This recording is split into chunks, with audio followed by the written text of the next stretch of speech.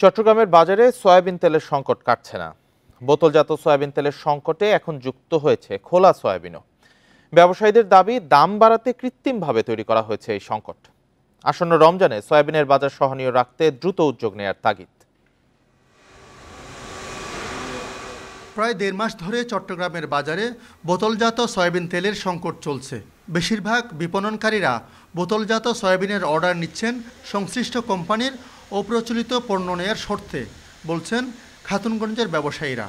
এর মধ্যে কয়েকদিন থেকে খোলা সয়াবিন তেলেরও সংকট প্রকট হয়েছে। খাতুনগঞ্জের ৫০% সয়াবিনের বাজার এস আলমের দখলে। এছাড়া অন্যান্য বড় ব্যবসায়ীরাও কমিয়ে দিয়েছে উৎপাদন, ফলে বাজারে তৈরি হয়েছে সংকট।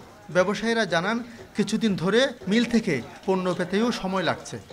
ওরা বলতেছে ওদের কাছে আসতেছে না, তখন যা মার্কেটে যা আছে তা দেখছি আমাদেরকে। দোকানে না রেখে রাখে, ঘরে রেখে এটা সঙ্গে সৃষ্টিকের দাম বাড়ায়। এই সংকট যাতে রমজানে না পড়ে, সেজন্য এখনই সরকারকে উদ্যোগ নেয়ার তাগিদ ব্যবসায়ীদের।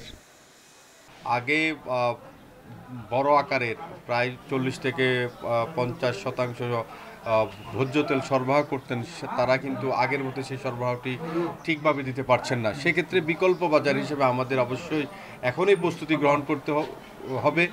বাজারে তেলের এই সংকটকে পুঁজি করে কিছু অসাধু ব্যবসায়ী লিটারে 4 থেকে 5 টাকা দাম বাড়িয়ে দিচ্ছে বলেও অভিযোগ রয়েছে। আলমগীর সবুজ, ইন্ডিপেন্ডেন্ট নিউজ, চট্টগ্রাম।